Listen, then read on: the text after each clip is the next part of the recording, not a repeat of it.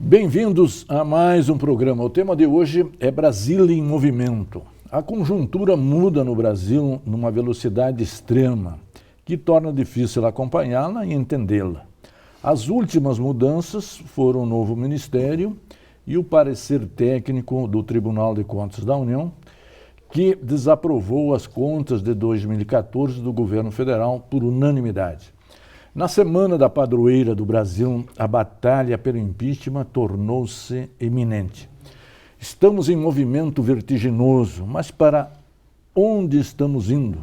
Quais os riscos do agravamento da crise política e da crise econômica? E onde estão as saídas para a crise? Esses temas serão exatamente debatidos nesse programa. E o nosso convidado é o professor João Antônio de Paula, professor da UFMG e também um dos autores do livro que acaba de ser lançado, Brasil, Sociedade em Movimento. Bem-vindo, professor, um grande prazer tê-lo aqui novamente, né? Boa noite, muito obrigado pelo convite. Estamos vivendo uma conjuntura inusitada que nunca vimos antes no Brasil, professor? Acho que sim. Eu acho que ao longo do tempo o Brasil tem convivido com crises variadas, algumas muito profundas, muito intensas e tal, mas essa parece ser inusitada, como você disse, pela extensão, pela profundidade, pela complexidade dos problemas que estão colocados por essa conjuntura, né? Esse livro, O Brasil, Sociedade em Movimento, que acaba de ser lançado, ele tem a ver com a crise? Qual o seu propósito? O livro foi pensado para ser uma resposta, é claro que limitada, a um conjunto de proposições, ideias e avaliações que um grupo grande de especialistas, professores, pesquisadores, vieram oferecer à comunidade nacional, ao país como um todo, do ponto de vista crítico. Esse livro foi editado pelo Centro Celso Furtado, e o nome de Celso Furtado é um nome que precisa ser lembrado nesse momento. Perfeito. Eu acho que o Celso Furtado, que nos deixou já há 11 anos, ele morreu em 2004, faz uma enorme falta nesse momento. Nós temos cada dia mais necessidade de pessoas como ele, que não só tinham muita coragem, muita lucidez, mas também muita imaginação. Claro. Essa combinação de coragem, lucidez e imaginação, eu diria que são fundamentais para enfrentar o que nós estamos enfrentando hoje. E liderança intelectual, né, professor? O Celso Furtado... com certeza. Né? Eu tenho lembrado muito um livro que ele escreveu numa conjuntura também muito problemática, em 1982, 83, e ele escreve um livro em 83 chamado Não à Recessão e ao Desemprego. Quer dizer, aquela crise de 82 e 83 era uma crise muito importante também, não sei se com a mesma intensidade da atual, é difícil comparar essas coisas, mas tinha uma dimensão externa, né, uma crise de balanço de pagamento muito aguda. E o Celso Furtado vem com muita coragem, com muita lucidez, dizer a todos nós o seguinte: tudo bem, vamos enfrentar a crise, mas vamos preservar os empregos. Perfeito. Não, vamos provocar o mínimo possível de restrições ao crescimento econômico, porque é dessa maneira que se combate de fato a crise. Esse título seria, digamos, extremamente atualizado para agora, né? Completamente. Eu acho que não há nada mais atual do que dizer não à recessão e ao desemprego. Perfeito.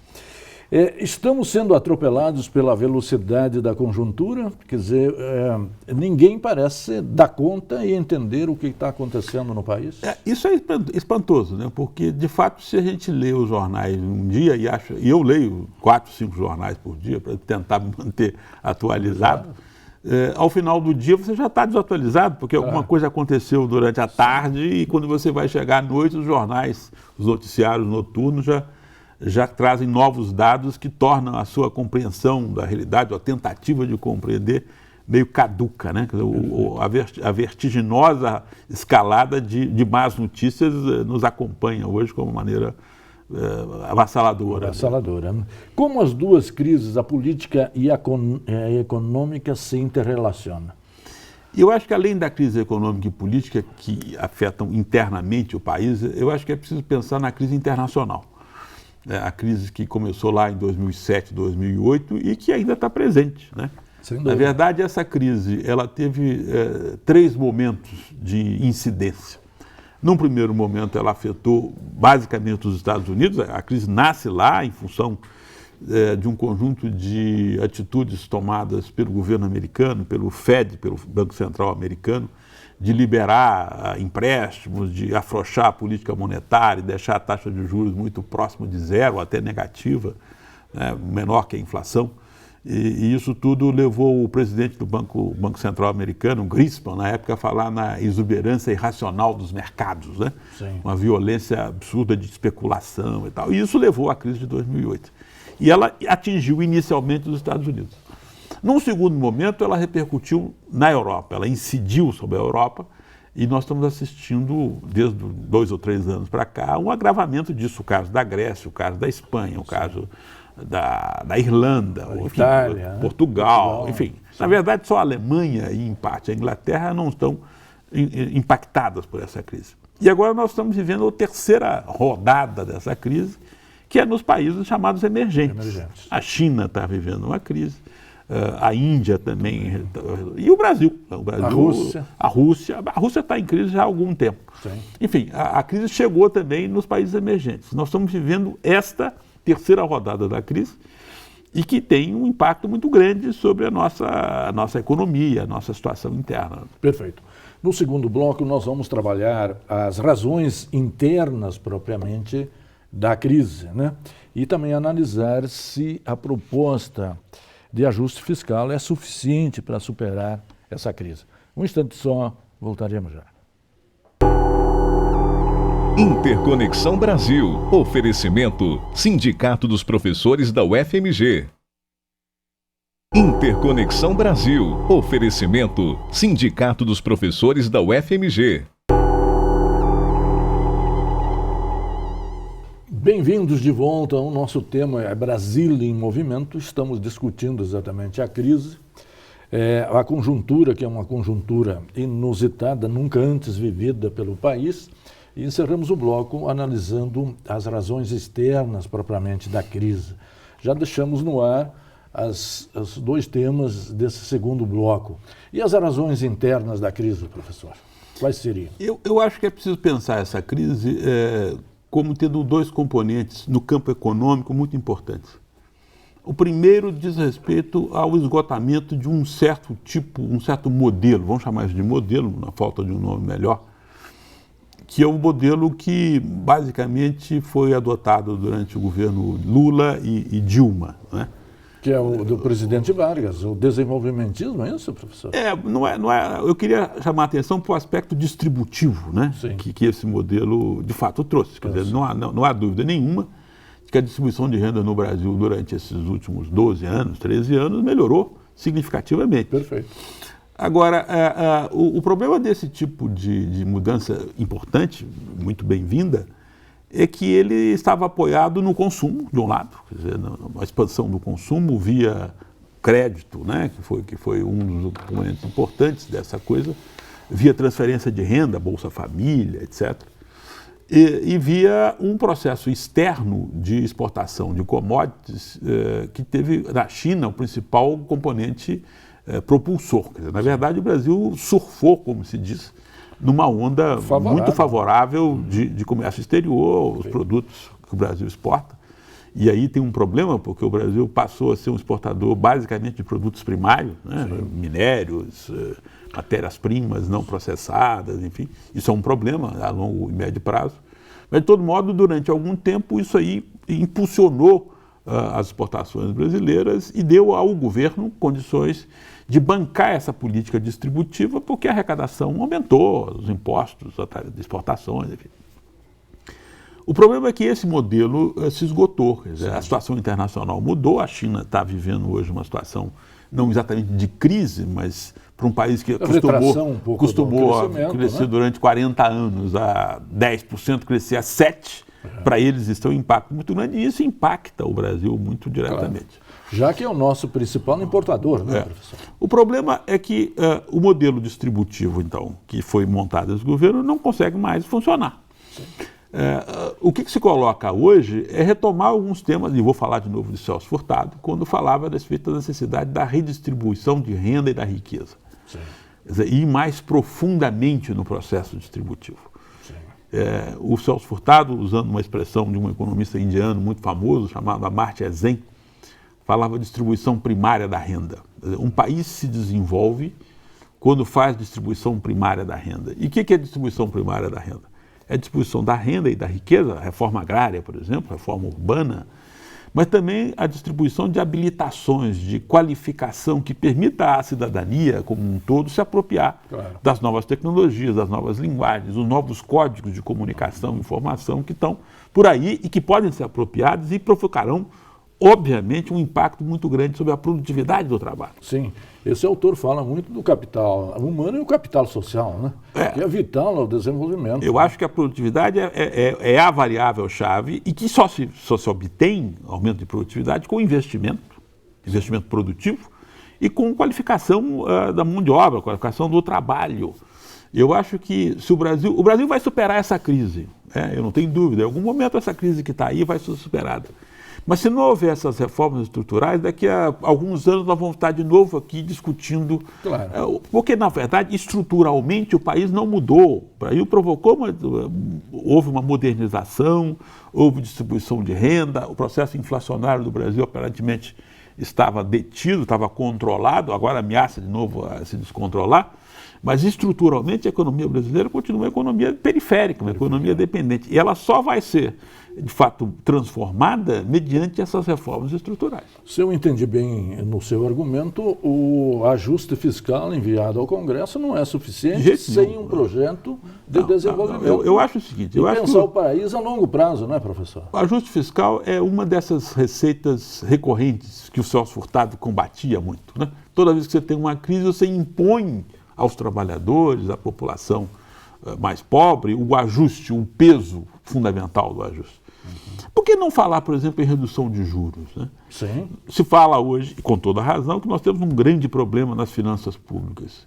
99% desse problema é provocado por juros. Nós estamos com a taxa de juros imoral, taxa de juros de 14,25% ou 50% ao ano.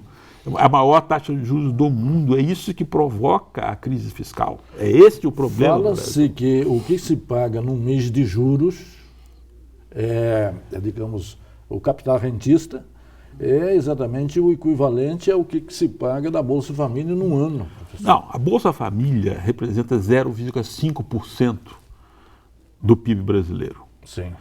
O que se transfere, vai se transferir esse ano para os bancos através de juros, é em torno de 9%. 9%. Então é muito desigual, né? Quer dizer, a Bolsa Banqueiro e a Bolsa Família são as quantidades transferidas para esses dois setores sociais absolutamente desigual. Não há equilíbrio. Não há equilíbrio nenhum. Então, se você quer de fato, e mais, eu acho que não existe maneira de recuperar a economia sem crescimento. Sem crescimento. Com recessão, você vai só agravar os problemas, a arrecadação vai cair, o governo vai ter menos dinheiro para gastar, vai ser obrigado a aumentar de novo, aumentar ainda mais, né, o aperto fiscal, etc. E nós vamos ficar num jogo cuja soma é negativa, não é soma zero, a soma é negativa. Esse governo teria força suficiente e prestígio para, por exemplo, conseguir aprovar novos impostos para equilibrar. Mas eu acho que não precisa de novos impostos. Não é necessário. Não. O problema brasileiro não é imposto. A carga tributária brasileira é alta. É alta, sem dúvida. O problema é como se gastam os impostos. O que efetivamente se faz com o recurso público, que hoje, em grande medida, está sendo usado para financiar esse sistema financeiro completamente especulativo que nós temos, rentista, né? Sim. E que saída nós teríamos exatamente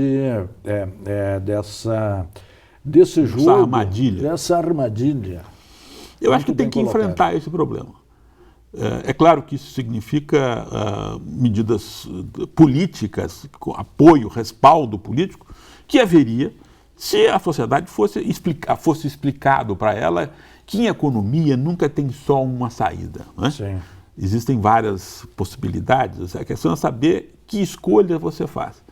Eu sempre digo para os meus alunos, em palestras e tal, que os economistas se dividem em escolas, né? Existem escolas variadas, os keynesianos, os neoclássicos, os não sei o quê, mas, sobretudo, os economistas se dividem pelas suas escolhas.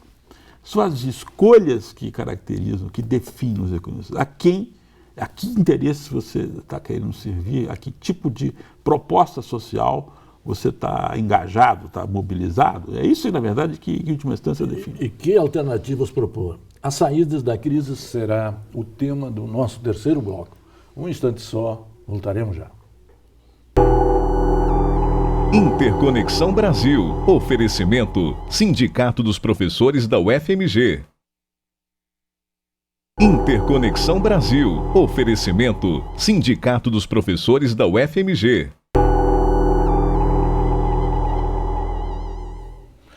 Bem-vindos de volta. Nosso tema é Brasil em Movimento. Estamos discutindo a crise, as suas razões externas e internas.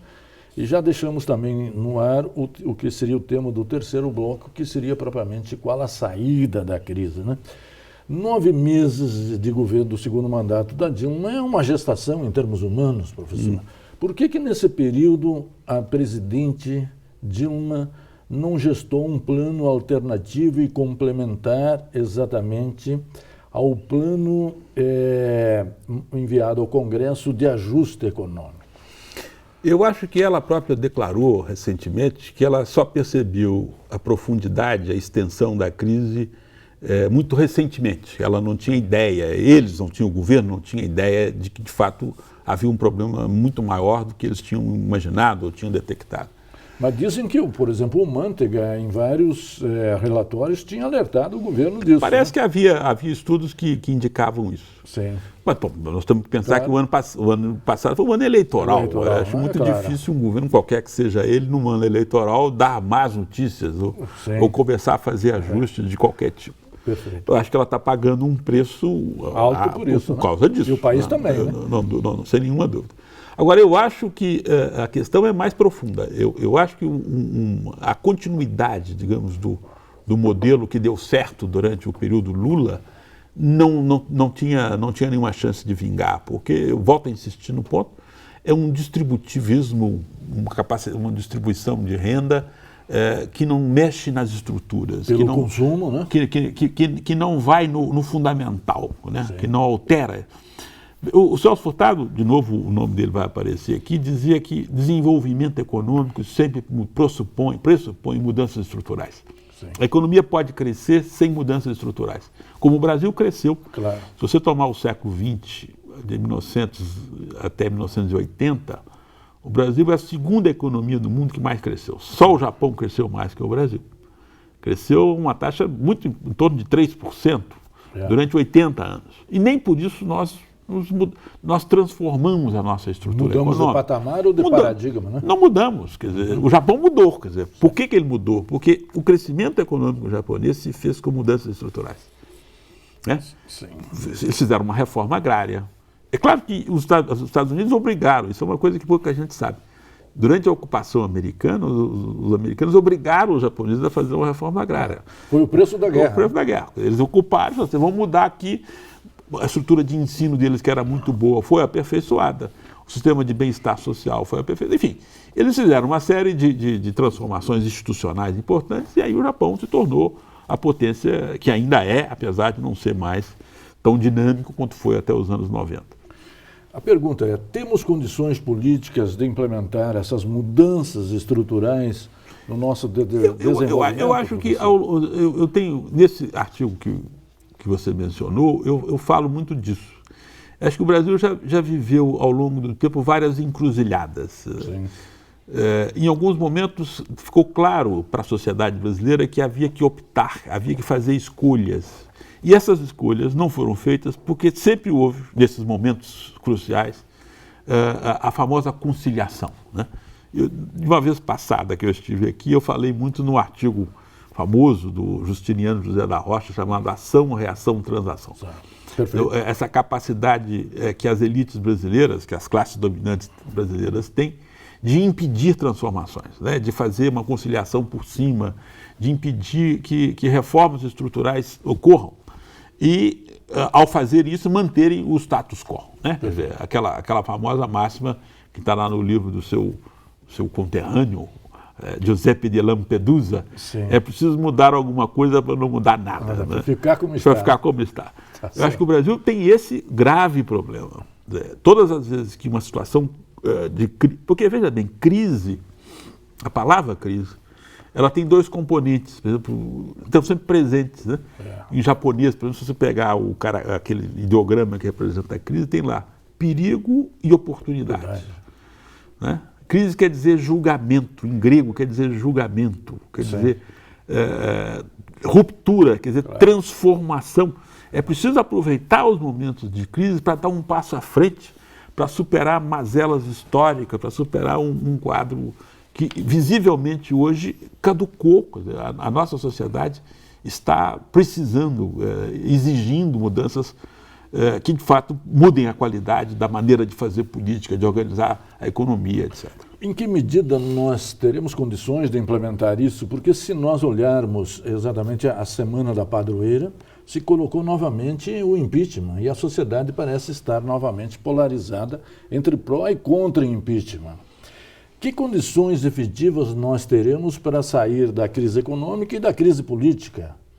Ou a saída é pela crise da economia ou pela crise da política, professor? O fundamento de toda a crise é sempre econômica. Eu não estou querendo ser determinista nem materialista excessivamente, mas o fundo dessa crise é econômica. Né? A crise política ela é um componente, digamos, um desdobramento da crise econômica. Mas se o caminho for pelo impeachment, significa que a crise política está precedendo a econômica. O impeachment é uma determinação política.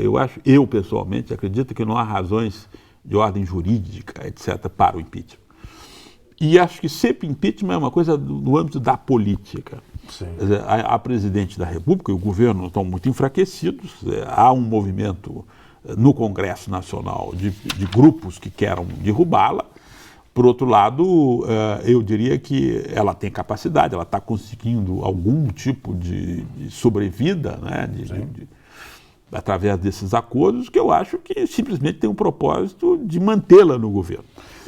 Essa reforma última no Ministério sinaliza nessa direção, professor? Não, é uma tentativa dela de se manter no governo. O que eu acho que é preciso que, ao lado disso, ela pudesse vir a público dizer e explicitar, né, um programa efetivamente capaz de confrontar os verdadeiros problemas nacionais, que obviamente não são os colocados pelo Cunha ou pelo Calheiros ou por quem quer que seja desse mesmo que jaez, né, como se dizia. Se fala muito de uma falta de uma liderança política ou de novas lideranças. Esse é um problema brasileiro e também mundial, não é isso, professor? Eu acho que falta liderança, mas acho que falta mais projeto, né? Falta mais programa, falta mais capacidade de formulação. É isso que eu acho que nós estamos carentes hoje, né? As lideranças são importantes, é claro, mas eu acho que nos falta, na verdade, a capacidade de formular propostas que efetivamente apontem numa direção transformadora. Em que medidas as universidades poderiam desempenhar esse papel ou não? As universidades têm um papel, é claro que um papel limitado. Eu acho que esse livro, por exemplo, a maior parte dele, ou quase tudo ele, são de pessoas de universitários. Né? A universidade tem um papel nisso, mas não é só os sindicatos, os partidos, a sociedade civil como um todo, né? Acho que hoje em dia nós temos dois problemas. Nos falta um programa e nos falta a capacidade de mobilizar em torno desse programa. Nossos partidos políticos estão enfraquecidos, alguns deles desmoralizados. Os sindicatos perderam a capacidade de representação efetiva. Nós temos uma crise que é política no sentido amplo, de representação, de legitimidade. 35 partidos registrados. E a dificuldade exatamente de você criar uma maioria governativa. Professor, queria agradecer muito sua presença aqui. Infelizmente o nosso tempo acabou. Cumprimentá-lo pelos esclarecimentos, cumprimentá-lo também pelo novo livro Brasil, Sociedade e Movimento, que está sendo lançado nessa semana em termos nacionais. E a você, telespectador, que sempre nos acompanha, nos prestigia, muito obrigado pela sua audiência e até a semana que vem.